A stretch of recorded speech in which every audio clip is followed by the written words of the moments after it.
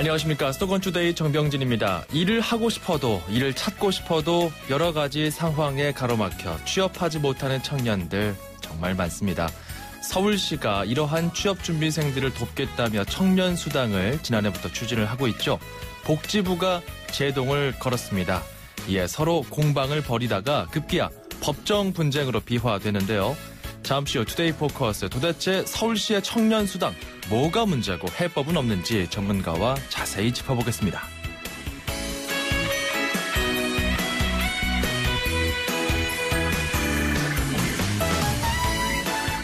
네, 이렇게 청년들이 힘들지만 또 열심히 살다 보면 어느새 중장년이 되고 노인이 됩니다. 100세 시대잖아요. 그런데 경기도에 100세 인생이 제일 많다고 합니다. 오늘 앵커가 주목한 수도권 뉴스입니다. 원광대학교 보건복지학부 교수의 연구 논문인데요. 전국에서 65세 이후에 그 지역에 쭉 살아온 100세 노인을 추렸더니 경기도 의정부에 1000명당 115명의 100세 인생이 살고 계셨습니다. 1위부터 9위가 전부 경기도입니다. 부천, 성남, 안양, 고양 이런 순입니다.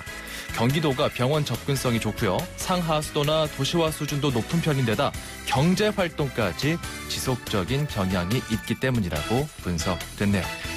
자, 오늘 첫 곡은 에디트 피아프의 사랑의 찬가입니다. 인느 알람으로 준비했고요. 수도권 투데이 출발합니다.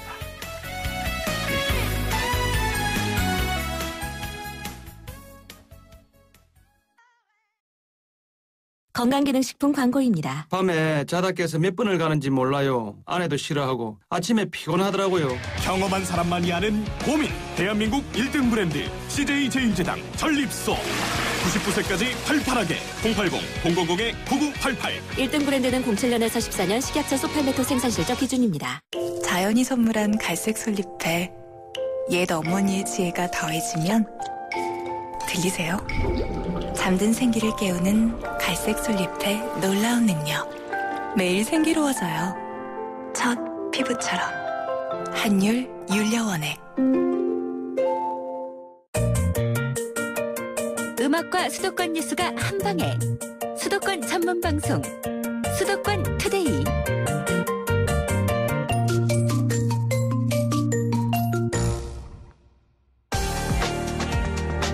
투데이 포커스. 지난해 11월이었습니다. 서울시가 청년수당 정책을 발표했고요. 복지부가 이후에 제동을 걸었습니다. 사회적으로 담론 형성 과정이 있었습니다. 그런데 결국은 대법원과 헌법재판소라는 사법부 상급기관에까지 올라가 버린 문제가 되어버렸습니다. 청년수당, 뭐가 문제 있고 또 청년 실업 문제의 조속한 해결을 위해서는 어떤 점이 더 필요할지 전문가와 살펴보겠습니다. 중앙대학교 사회학과 이병훈 교수 연결해 보겠습니다. 안녕하십니까? 네, 안녕하십니까? 예, 교수님 일단 청년수당 정확히 뭔지 다시 한번 정리하고 넘어가죠. 앞서 말씀하신 대로 지난해 11월 달에 서울시에서 청년 보장 플랜이라는 걸 발표했습니다. 예. 말씀하셨듯이 청년들의 취업 문제라든가 여러 문제가 매우 심각한데요. 이에 대해서 서울시가 뭔가 대책을 종합적으로 마련해서 발표한 것이고요. 예. 그 안에는 청년들의 주거 그리고 문화활동 등에 대한 여러 지원도 있지만은 이제 취업 문제에 대해서 정확하게 도움을 줄 수 있는 방안으로 제시된 게 청년수당입니다. 내용이 어떻죠? 그 청년수당 내용을 좀 더 말씀을 드리면은 예. 사회박 청년이라고 발표된 내용에서는 소개하고 있는데요. 예. 이 얘기는 구직 활동을 단념한 소위 니트족이라고 하는 청년들이 상당수 많은데요. 서울시에서도. 그렇죠. 이들을 사회 참여를 좀 촉진하기 위해서 이들이 사회에 참여하고 그리고 그게 더 나아가서 이제 구직으로 연결할 수 있는 그런 활동을 지원하기 위해서 사회 참여 활동을 지원하는 이름으로 청년수당이라는 걸 마련했고요. 예. 이런 활동에 참여하는 청년들을 선정해서 짧게는 2개월, 길게는 6개월간 월 50만 원을 활동 지원비로 지원하는 것으로 발표를 했습니다. 그 대상이라는 게 그 만 19세에서 29세 이 사이에 예. 저소득층, 중위소득 60% 이하니까 한 3,000명 정도 된다 이거잖아요. 예. 올해 예산 잡힌 것이 90억으로 예. 3,000명을 대상으로 하고 있습니다. 일단 그 서울시와 그리고 복지부 입장을 좀 살펴보겠습니다. 서울시는 일단 예. 그 지자체 내에서 자체 역량으로 시행하는 청년 일자리 지원 사업이다. 그렇기 때문에 뭐 상관없지 않겠느냐 이거잖아요. 예, 중앙정부하고 서울시하고 아주 첨예한 좀 입장 대립을 보이고 있는데요. 예. 중앙정부 복지부라든가 아니면 고용노동부는 이 복지 사업이든 아니면 고용 정책이든 이것이 이 중앙정부의 총괄 사항이기 때문에 사전에 중앙정부하고 협의를 거쳐야 되고 그리고 중복된 경우에는 중앙정부의 지침에 따라서 그런 이제 서울시 차원에서 이런 활동이나 대책을 추진해서는 아니 된다라고 이제 얘기를 하는 것에 비해서 서울시에서 밝히는 바에 따르면은 현재 청년수당은 중앙정부하고 겹치는 내용이 우선 없다는 걸 강조하는 것 같고요. 두 번째는 청년 문제가 워낙 서울시에도 심각하니까 중앙정부가 하는 여러 대책 이외에도 서울시가 충분히 독자적으로 판단하고 결정해서 이와 같은 청년 사회참여 활동을 지원하는 청년수당제를 시행하는데 전혀 문제가 없다라고 이제 서로 아주 팽팽한 대립의 각을 좀 보이고 있습니다. 그 정부와 사전 협의 없이 예산을 의결한 것 자체가 사회보장기본법이나 지방재정법에 위반한 거다. 이게 지금 복지부 주장이거든요. 이런 가운데 이 90억 원가량 편성된 예산은 적정하다고 보십니까? 사실 우선은 이제 중앙정부는 그 돈 한 푼이라도 서울시가 앞서 말씀드린 그런 이유로 해가지고 독자적으로 결정하고 시행하는 건 맞지가 않다. 서울시의 그런 일처리에서 크게 문제 삼고 사법적으로 이제 아니면 행정적으로도 보조금을 제한한다든가 아니면 엊그저께 기재부에서는 이제 보조금 사업비를 배정하는데 서울시에 제외시키겠다 하면서 여러 이제 압력을 행사하고 있는 거고요. 그런 가운데 다른 한편으로는 청년 단체에서는 90억이 사실 아까 말한 사회박 청년이 서울시만 했어도 한 15, 6만 명이 되는데 그들의 문제되는 규모로 봐서는 3,000명이라는 것이 너무 제한된 것이 아니냐 해서 하려면은 더 큰 예산을 확보하고 시행을 해야 되는 게 아니냐 해서 서울시의 이번 대책을 두고서는 사실 이제 이미 사업에 대해 중앙정부하고 좀 논란이 되고 있고 또 사업이 되려 한다면 청년들은 좀 제대로 좀 하려면 더 크게 예산도 확보하고 더 많은 인원들한테 혜택이 돌아가야 된다라고 하면서 좀 입장 차이가 있는 그런 논의가 제기가 되는 것 같습니다. 교수님께서 말씀하신 그 청년들의 입장을 조금 더 파고들면요. 이 정책 같은 경우가 이 청년 수당 정책이 프랑스의 청년 보장 그러니까 알로카시옹이라고 하더라고요. 그 현금 수당을 지급하는 18세에서 26세까지 해당되는 프랑스의 청년 보장 같은 정책과 비슷한 맥락이다. 충분히 타당한 것 아니냐. 이렇게 이야기를 하더라고요. 교수님께서 어떻게 보십니까? 서울시에서도 아마 프랑스에서 추진해오고 있는 청년 보장 제도나 정책을 많이 좀 본보기로 벤치마킹을 하고 있다라고 알고 있는데요. 사실 프랑스 예를 우리나라의 이제 중앙정부하고 서울시하고의 이런 갈등을 좀 벗어나서 이 프랑스 예를 좀 잘 참조할 필요가 있다고 생각됩니다. 그래서 프랑스는 지금 말씀하시는 이제 취업 지원 수당뿐만이 아니라 주거, 부채 또 여러 가지 사회 참여, 문화 활동 등에 일단은 미래 세대인 청년들이 뭔가 좀 활력을 찾고 뭔가 좀 사회에서 자리를 잡을 수 있도록 지원을 해야 된다 해서 중앙정부가 총괄적으로 기획을 하고 그리고 지자체가 나름대로 지자체 사정에 맞춰가지고 주거든 취업 지원이든 다양한 사업을 독자적으로 좀 결정하고 집행하는 그래서 집행과 기획 총괄이 중앙정부 지자체하고 아주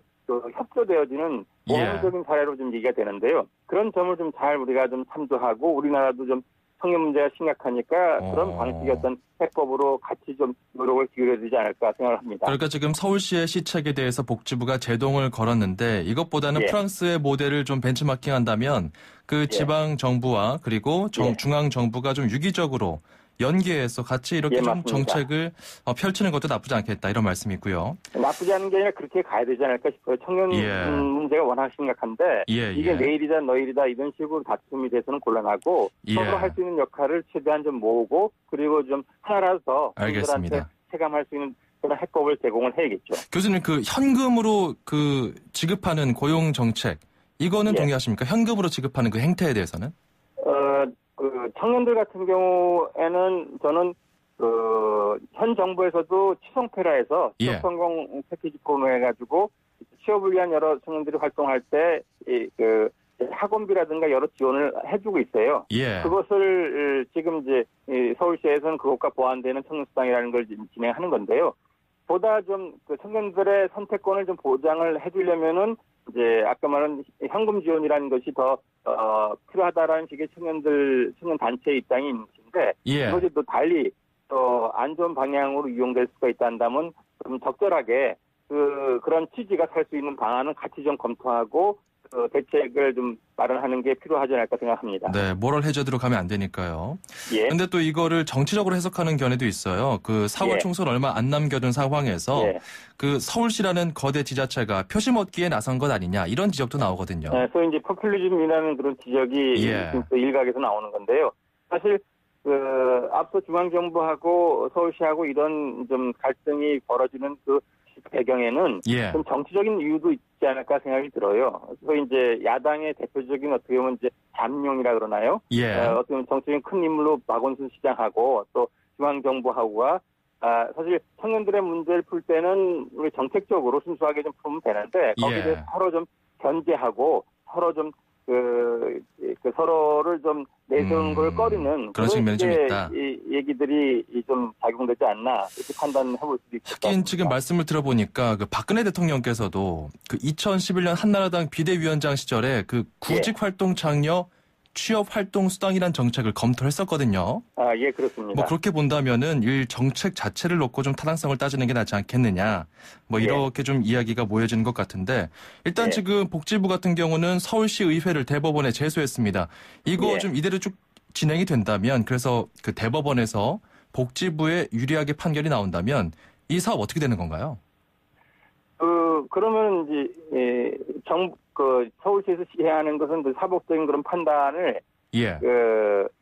정부는 이제 대법원에 의뢰를 했고 제소를 했고 또 서울시는 또 헌법재판소에 권한쟁의 심판냈죠. 권한쟁해서 이거는 서울시가 충분히 수행할 수 있는 정책 사업이다라는 식의 서로 이제 묻는 그런 재판이 예. 진행이 되고 있는데요. 그렇죠. 그런 점이 좀 그렇게까지 가야 되는가라는 생각을 우선 하게 되고요. 만약 예. 어느 한쪽에 사업적인 판단이 되게 되면 이제 뭐 중앙정부든 서울시든 간에 그 판결에 따라서 하고자 하는 그런 정책이 상당히 제동이 걸리거나 문제가 되겠죠. 예. 자, 그러면 이 취업 준비 과정에 돈이 들어서 사실 아르바이트를 병행해야 되는 학생들도 있고요. 아니면 좀 맞습니다. 유복한 예. 집안에서 자라서 일단 예. 바로 취업 준비에 전념할 수 있는 친구들도 있습니다. 그래서 지난해 금수저, 흑수저가 논란이 됐던 그런, 거잖아요. 문제가 사회적으로 크게 사람들한테 사실 좋은 얘기는 아닌데 이유로 해가지고 많은 우리 사회 한 단면으로 지적이 돼 왔습니다. 그 종합적인 청년 정책 어떤 게 가장 시급할까요? 저는 꼭 서울시에서 해서 그거를 이게 지자체가 할 일이냐 아니냐 그러기보다도 서울시가 예. 좀 시도하는 일이 앞서 이제 프랑스예처럼 종합적인 차원에서의 청년들의 활력을 찾고 청년들이 미래를 준비할 수 있는 그런 예. 좀 대책이 필요하다는 점에서 일단은 이제 취업이 우선이 될 수가 있을 거고요. 그리고 예. 이제 주거 문제, 대도시에 살 경우에는 워낙 집값이든 아니면 주거 비용이 크니까 그래서 주거에 대한 지원이든 또 그들이 대학 공부하면서 좀 들었던 부채를 예. 일정하게 좀 해소할 수 있는 그런 지원이라든가 아니면 많은 청년들이 앞서 사회박 청년이라 해서 예. 여러 가지 경제 활동을 하고자 시도하지만 노동시장 진입이 여의치 않다 보니까 그것을 스스로 포기하고 집에서 부모한테 얹혀 있는 청년들이 좀 많은데요. 그런 거 좀 막아보자. 사람들이 이제 사회 활동을 참여할 수 있는 그런 도움을 주는 그런 정책까지 이런 것들을 이제 패키지로 해서 그 청년들이 뭘 바라는지, 뭘 예. 필요한지에 대해서 좀 하나씩 맞춰주는 알겠습니다. 맞춤형의 종합 대책이 좀 중앙정부든 지자체든 다 같이 예. 좀 마련되고 시행할 필요가 있지 않을까 생각합니다. 일단 이 정책의 중심은 청년이 돼야 된다. 청년들의 가장 시급한 내용을 좀 더 들어보자 이런 말씀이네요. 예, 맞습니다. 네, 오늘 말씀 감사합니다. 예, 네, 감사합니다. 지금까지 중앙대학교 사회학과 이병훈 교수였습니다. 운수대통 만사형통 도로 위의 모든 분들에게 수도권 투데이가 전하는 응원입니다. 기사님의 한 말씀 통통 메시지. 안녕하세요. 카페 배송 업무를 하고 있는 40살 강정수입니다. 보통 병원이나 건물의 입구에 들어가는 바닥이 미끄럽기 때문에 그 미끄럼 방지하는 매트를 깔아드리는 겁니다, 저희가. 운전 시간은 보통 하루에 한 8시간에서 10시간 그 사이입니다. 그래서 저희는 많이 이동할 때는 10km, 15km 잠깐 이동하기 때문에 졸음이나 그러지는 않은데 아무래도 그래도 운전의 그 피로도가 계속 쌓이기 때문에 지금처럼 동절기에 해가 빨리 떨어지는 시기에는 제일 피곤함을 많이 느낍니다.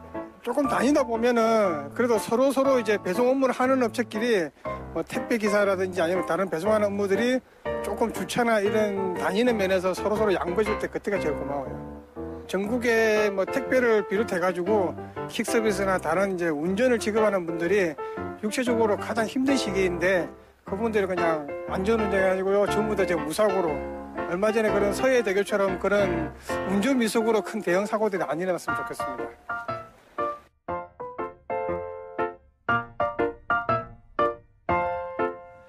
네, 운수대통 만사형통 통통 메시지였습니다. 강정수님의 사연이었습니다. 네, 참 운전하면서 여러 가지 생각들 들죠. 특히 카펫 배송 업무 하다 보니까 또 하루에 40군데, 50군데 배송을 하다 보면은 참 그 말 못할 사람들이 정말 많습니다. 저희가 이렇게 방송을 통해서 강정수님의 목소리를 들어봤는데요. 다른 분들도 참여하시면은 저희가 이렇게 공간을 마련해드리고 있습니다. 강정수님께는 저희가 준비한 선물 보내드리고요. 꼭 전세로 이사하는 것 올해 목표하신 것 이루시길 바랍니다. FM 94.5MHz YTN 뉴스 FM입니다. 수도권 투데이 함께하고 계시고요. 운수대통 만사형통 통통 메시지 참여 방법 알려드리겠습니다. 샵 0945번 우물정 0945번입니다. 짧은 문자 50원, 긴 문자는 100원이고요.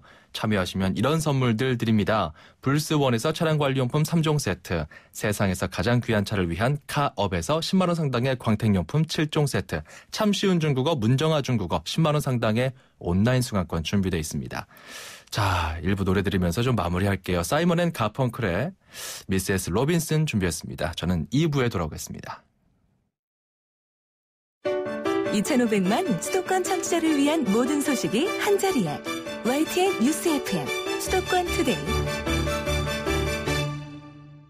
수도권 투데이 2부입니다. 광고 듣고 올게요. 사장님들은 고민이 많다. 우리 가게 와이파이 설치해야 하는데 카드 결제기는 어떡하지? CCTV도 달아야 하는데 올레비즈 성공팩에 맡기세요. 사업에 필요한 IT 서비스를 한 번에, 거기에 휴대폰 통신비 할인까지. 올레비즈 성공팩. 문의 1588-0114 KT. 잇몸이요. 괜찮다가 피곤하면 또 들뜨고. 그래서 전 인사돌 플러스 시작했어요. 염증에 좋은 생약 성분을 더해서 차이가 느껴지는 거죠. 너무 편해졌어요. 홍은희 씨도 잇몸이 좋아졌습니다. 붓고 시리고 피날 때 인사돌 플러스. 인사돌 플러스. 어쩜 이렇게 좋아지죠? 잇몸이 아주 편안하죠. 뭐래요? 빨리 나와. 아침부터 분주한 장수군 머능마을 어르신들. 오늘은 작은 영화관의 김선태 씨가 마을 어르신들의 영화 관람을 위해 기프트카 쉐어링을 신청한 날입니다. 좋은 생각까지 나누는 모두의 차 기프트카 쉐어링. 지금 신청하세요. 현대자동차 그룹. 아이파크는 조경 따라 흐르는 아파트를 디자인했습니다. 1802세대 대단지에 세계적인 조경 디자이너 로드베이크 발리용의 아름다운 단지 조경과 커뮤니티까지 새로운 일산을 디자인하다. 일산 센트럴 아이파크 031-969-9998 현대산업개발. 뭐라 빠르면서도 저렴한 기가 인터넷이 나와? 그 무슨 이상한 소리냐? 밴드기가 출두요. 속도는 기가나 빠르고 요금은 휴대폰이랑 묶어서 저렴한 밴드기가. 속도에서 요금까지 기대 이상 밴드기가. 기가 인터넷도 이상하자. SK 브로드밴드. 가입 문의는 1062요. 지옥의 신에게 아내를 빼앗기는 오르페우스 신화. 하지만 오펜바흐의 오페레타에서는 권태기였던 오르페우스가 일부러 뒤를 돌아보아 아내와 이별하죠. 그 장면에서 나오는 이별의 파티곡이 바로 캉캉입니다. 대한항공 파리 주 7회 A380 운항. Korean Air. 상큼발랄 대학생도 개성 만점 전문가도 능력 탑재 직장인도 하이마트 PC대전에서 자신만의 PC를 찾아보세요. 1월 15일부터 2월 25일까지 자세한 행사 내용은 매장에 문의하세요. 수지처럼 스마트한 선택 하이마트. 해발 680m를 흐르듯 내 몸에 흐르는 물. 평창에 청정림을 만들듯 내 몸을 만드는 물. 그래서 맑고 깨끗하게 연아와 함께 마셔요. 내 몸이 되는 강원 평창수.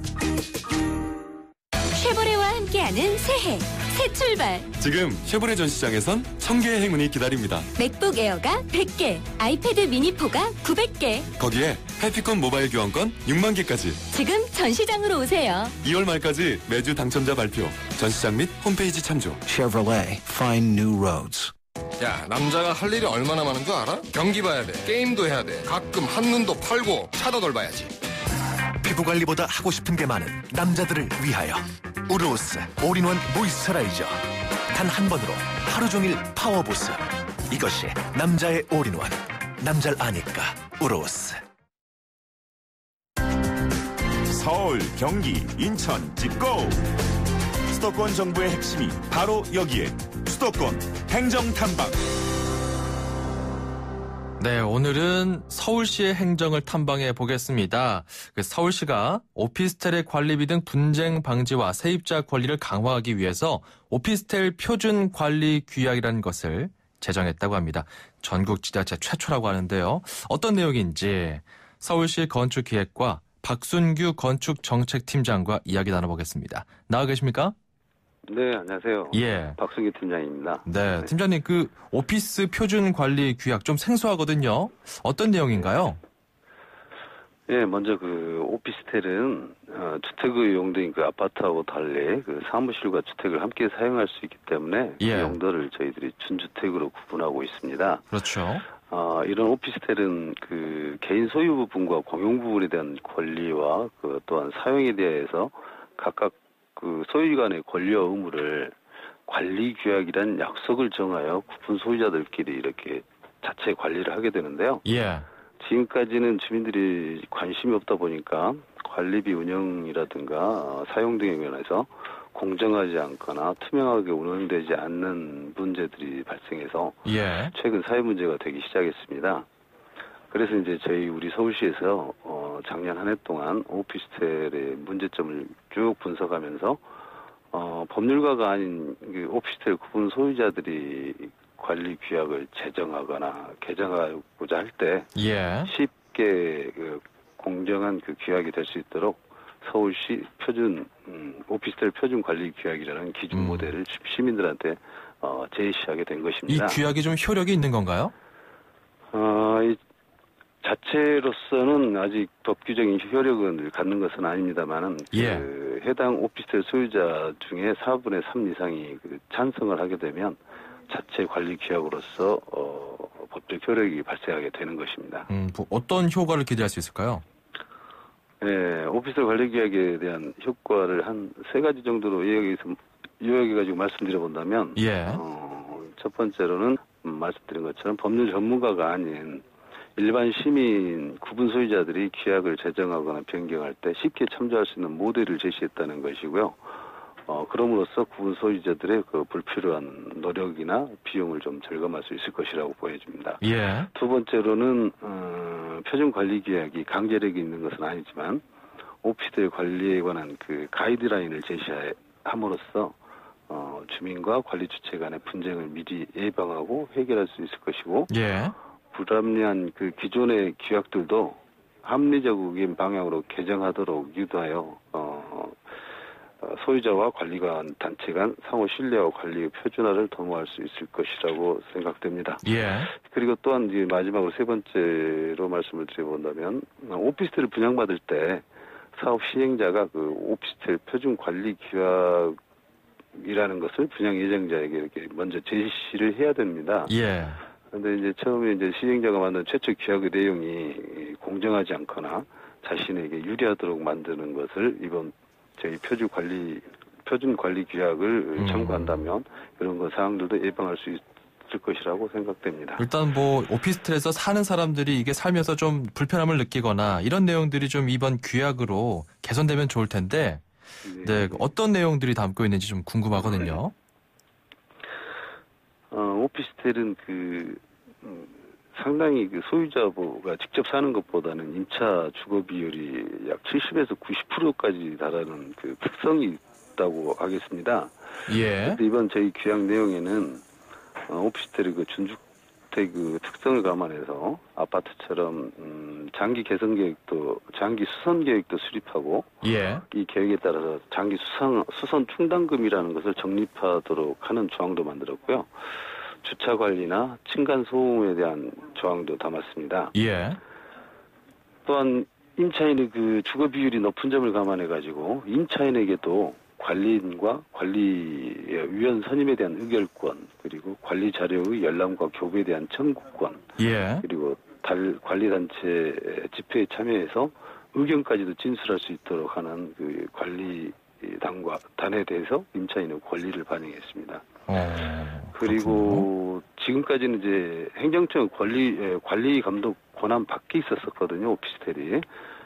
그렇지만 이번 표준 관리 규약 내용에 보면 관리 분쟁에 대해서 주민들이 조사나 감사가 필요하다고 판단하는 경우에 그렇죠. 주민의 약 10분의 3의 이상의 동의를 받아서 저희 시장에게 감사를 요청할 수 있도록 할 수 있는 근거도 마련해서 알겠습니다. 아주 불투명한 관리 운영에 대해 둘러싼 그 관리인과 입주인 간의 분쟁을 개선해보자. 최소한 해소하도록 그렇게 노력해봤습니다. 그 원룸 관리비 가이드라인 이건 또 뭔가요? 같이 발표했더라고요. 네, 이번 발표하면서 원룸 그 관리비 가이드라인이라는 것도 새롭게 발표를 했는데요. 예. 원룸은 청년 1인 가구가 많이 거주하는 상태인데 원룸 관리비에 대해서 임대차 분쟁하고 갈등이 굉장히 많이 발생하고 있는 실정입니다. 예. 이를 예방하기 위해서 만든 그 기준인데요. 세입자가 그 계약하기 전에 관리비에 대한 정보를 저희 가이드라인을 통해서 먼저 사전에 파악하고 집주인하고 이제 관리비를 협의할 때 참고로 자료로 사용하게 되면 예. 서로 부당한 관리비 때문에 싸우는 일이 없어지지 않을까 생각됩니다. 예. 우리 시에서 이번 가이드라인을 수립하기 위해 작년 그 3월에서 6월까지 약 4개월 동안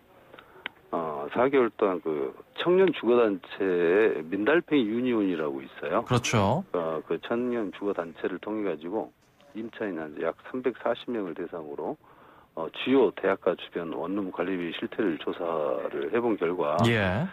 30세대 이상 기준으로 했을 때 1가구당 원룸 관리비가 12,960원에서 한 15,830원으로 조사됐습니다. 뭐 그 원룸 관리비 사실 뭐 다 다를 수 있죠. 뭐 공용 네. 전기료도 들어가고 수선 유지비도 들어가고 그렇죠. 네, 그렇습니다. 어떤 내용들이 좀 더 여기에 포함되어 있는지도 궁금한데요. 가이드라인에 세입자가 내지 않아도 될 관리비 항목들, 예. 그 보험료나 회계 감사비 등은 이 관리비에 들어가서는 안 되는데 예. 모르고 지금까지 들어갔던 사항들이 있고요. 그리고 자주 발생하는 분쟁을 유형하고 이에 대한 대처법, 그다음에 표준주택 임대차 계약서 등을 내용에 담았습니다. 알겠습니다. 이번에 우리 시가 전국 최초로 마련한 그 오피스 표준관리규약과 원룸 관리비 가이드라인이 예. 관리비로 인한 분쟁 예방과 깨끗하고 투명한 관리에 일조할 것이라고 기대됩니다. 그 임차인들의 권리 보호를 위해서 이게 좀 잘 쓰이면 좋겠네요. 오늘 말씀 감사합니다. 네, 감사합니다. 지금까지 서울시 건축기획과 박순규 건축정책팀장이었습니다.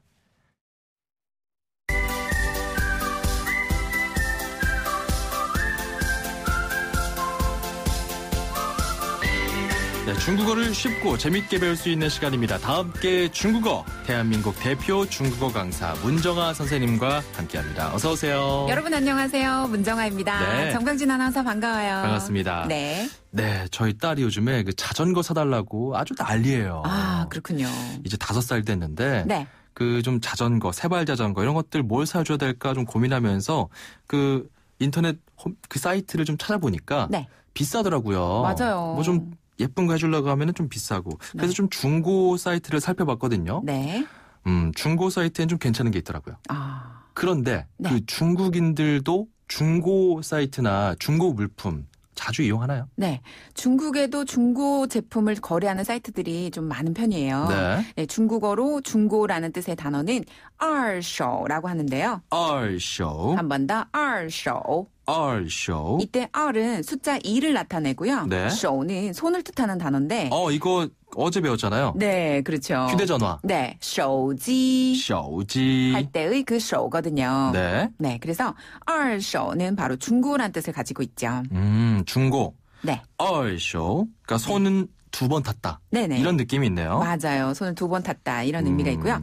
배우는 시기가 사람마다 다르지만 중국인들도 자전거를 좀 많이 타는 편이에요. 그래요. 그 뉴스 같은 거 보면 자료화면에 자전거 타고 다니는 중국인들 정말 많거든요. 네. 그 자전거는 중국어로 뭐라고 합니까? 네, 자전거를 중국어로 自行车라고 해요. 自行车. 한 번 더, 自行车. 추어네요. 추어. 네, 추어. 처가 아니라 추어 이렇게 네. 가고 처음에는 自行车. 네, 自는요 위에서 아래로 뚝 떨어지는 음으로 네. 자연스럽게 自. 自. 그다음에 行. 行. 한 번 더, 行. 行. 车. 车. 车. 车. 네, 자전거는 自行车. 自行车. 그렇죠. 추어가 어렵네. 네, 추어. 이게 그 한강의 그 둔치 같은 데 가면 네. 그 자전거 타고 쭉 가는 코스가 있잖아요. 맞아요.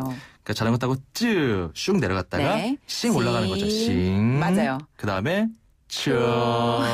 사람을 치면 안 되겠죠? 네, 사람을 치면 안 되고. 조심해야 됩니다. 추어. 네. 自行车. 네. 자전거였습니다. 네. 자, 다음 이 시간에 다시 만나야겠네요. 네, 다음 시간에 만나요. 再见. 방금 문자 들어왔네요. 7331번님. 방송 듣다가 저희 아들 자전거 사달라고 뜬금없이 난립니다. 하면서 이 중국어로 자전거 외우면 사준다고 했어요. 이렇게 하는 것도 학습 방법이겠죠? 이렇게 보내주셨는데 지혜로우시네요. 7331번님. 아디님 정말 똑똑하게 잘 클 것 같습니다. 다음 기회에 중국어 언제든지 배우고 싶은 표현들 남겨주세요. 샵 0945번이고요. 우물정 0945 짧은 문자 50원 긴 문자 100원입니다. 자, 여러분께서는 FM 94.5MHz YTN 라디오 수도권 투데이 듣고 계십니다. 무엇보다 여러분께 열린 코너 운수대통 만사형통 통통 메시지. 정말 많은 분들께서 뜨거운 호응 보내주고 계신데요. 감사합니다. 특히 운전하면서 들었던 다양한 생각들 이 방송 통해서 좀 펼쳐보고자 하시는 분들 정말 많거든요. 저희가 차례차례 다 방송에 내보낼 수 있도록 노력하겠습니다. 운전하면서 들었던 다양한 이야기들 그리고 여러분의 희로애락 주저없이 샵 0945번으로 보내주시면 됩니다. 우물정 0945 짧은 문자 50원 긴 문자 100원입니다. 저희가 경우에 따라서는요. 직접 전화 인터뷰까지 하니까요. 언제든지 참여해 주시면 감사하겠습니다. 방송 참여 기회 그리고 선물 보내드릴게요. 이어서 출입처 기자와 함께 수도권 소식 계속 살펴봅니다. 출입처 기자들의 수첩을 살짝. 가장 빠른 수도권 소식을 전해드립니다. 여기는 출입처입니다. 출입처 기자와 함께 수도권 소식 살펴봅니다. 오늘은 경기도입니다. 취재 기자를 연결해보죠. 김학무 기자. 네, 김학무입니다. 자, 경기도 하면 역시 이 준 예산 사태가 아주 골치입니다. 참 보육업계의 어려움은 물론이고요. 여기저기서 어려움이 터져 나오고 있는데 일단 그 경기도가 올해 새로 하려고 했던 복지 사업이 시작조차 못하고 있다면서요? 네, 준 예산 상태에서는 새로 시작하는 사업의 예산 집행이 불가능한데요. 예. 무엇보다 복지 분야의 사업이 차질을 빚고 있습니다. 복지 분야는 아무래도 주위의 어려운 분들에게 혜택이 가는 정책이 많은데 장애인이나 구직 청년, 제대군인 등 지원을 기다리는 분들이 많습니다. 그렇죠. 구체적으로 말씀드리면 우선 장애인 직장운동부 지원 사업이 있는데요. 올해 예산안에 3억 원이 편성됐었습니다. 볼링과 배드민턴, 탁구 등 3개 종목 장애인 선수 11명에게 주는 인건비입니다. 올해 신규 사업으로 되면서 집행이 안 되게 있는데 바로 오늘이 월급날입니다. 장애인 선수들이 생활에 지장을 받을 수밖에 없게 됐죠. 예. 또 장애인 택시 운전기사 양성 사업, 또 장애인 생활체육 교실 운영, 농아노인센터 운영 등 장애인 복지 사업이 줄줄이 차질을 빚고 있습니다. 예. 교육 분야에서는 우선 안산 단원고 학생의 대학 등록금 지원 사업 집행이 어렵게 됐고, 제대군인 취업 지원 사업을 비롯해서 찾아가는 일자리 버스, 또 전통시장 활성화 지원, 대학생 행정 인턴 사업도 차질이 예상됩니다. 예. 이 밖에 싱글맘 지원과 취약계층 진료비 지원, 또 무료 이동 진료 사업도 시작하지 못하고 있습니다. 이렇게 복지 사업에 큰 제동이 걸린 상태고 외교적인 신뢰에도 문제가 생겼다면서요? 이건 어떤 내용입니까? 네, 그 경기도는 지난 2004년부터 아시아와 아프리카 저개발국을 대상으로 새마을운동 정신 전파와 또 우호 협력 관계 강화를 위해서 새마을 국제 협력 사업을 벌이고 있는데요. 예. 이 새마을 국제 협력 사업이 준예산 배정 유보 사업으로 분류돼서 역시 예산 집행을 할 수 없게 됐습니다. 올해부터 2019년까지 4년간 몽골과 라오스에서 사업을 할 계획이었는데요. 예. 몽골은 농업용수 개발과 공동 채소단지 조성 사업이 있고 또 라오스에서는 마을 진입로 확포장 등의 사업이 있습니다. 지난해 10월에 이들 나라와 올해 1월부터 사업을 시작하기로 협의를 했는데 현재 진행이 안 되고 있는 겁니다. 또 25억 원을 편성했던 국제개발협력 사업도 전면 보류됐는데요. 이 사업은 저개발국에 대한 공적 개발 원조 사업입니다. 몽골의 한국어 교육을 확대하기 위한 스마트 교실과 인도네시아 IT 청년 초청 연수, 또 미얀마와 캄보디아 현지 적정 기술 활용한 자립마을 조성, 중국의 동북 삼성과 연해주 경제협력 강화 등의 사업을 할 계획이었습니다. 예. 유엔 식량농업기구에 매년 초 내는 분담금과 UCLG, 즉 세계지방정부연합 연회비도 입금하지 못하고 있습니다. 그렇군요. 이래저래 외교적인 신뢰에도 문제가 생기지 않을까 우려됩니다. 참 심각한 상황인데 이런 가운데 지금 도의회 의장과 또 일부 도의원은 총선 출마 때문에 사퇴했다고요? 네, 그렇습니다. 우선 경기도의회 의장과 새누리당 대표 도의원이 지난 14일 사퇴했습니다. 그렇군요. 이날이 공직자 사퇴 시한인데요. 예. 이들은 이 때문에 지난 13일 임시회를 열어서 예산 처리를 시도했었습니다. 그런데 이 임시회마저 열지 못하고 해결점을 찾지 못하자 미련 없이 도의원직을 사퇴했죠. 예. 이들 외에도 다른 3명의 도의원도 사퇴해서 모두 5명이 총선 출마를 위해서 도의원직을 사퇴했습니다. 할 일도 마치지 못해서 많은 사람들에게 큰 어려움을 남긴 채 국회의원에 출마하려고 사퇴했다는 데 대해서 많은 사람들의 시선이 따갑죠. 예. 이런 가운데 경기도의회는 지난 12월 15일에 그 의정비를 인상하는 조례안을 통과시켰습니다. 예. 의정비를 지난해보다 1.9% 올려서 현재도 전국 최고 액수인 연간 6,321만 원을 받게 되는 조례안을 통과시킨 건데요. 누리과정 예산이나 새해 예산안을 처리하지 않고 자신들 의정비 인상 조례는 처리했다는 점에서 또 그런 와중에 출마를 위해서 도의원직을 중도 사퇴했다는 점에서 도민들이 받은 상처는 클 수밖에 없습니다. 예, 세비는 참 많이 받는데 자기 할 일은 다 하고 사퇴를 하든지 했어야 되는데 말이죠. 이런 지적들이 나오고 있습니다. 오늘 말씀 감사합니다. 네, 고맙습니다. 지금까지 YTN 김학무 기자였습니다.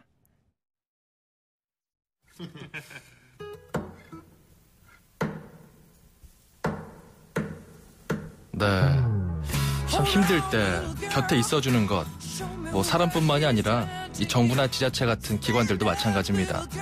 시민들이 가장 필요할 때 곁에서 도와주는 것, 옆에 있어주는 것 참 중요하지 않을까요? 미스터 빅의 To Be With You 오늘 끝곡입니다. 저는 내일 아침 9시 10분에 다시 돌아오겠습니다. 아나운서 정병진이었습니다. 고맙습니다.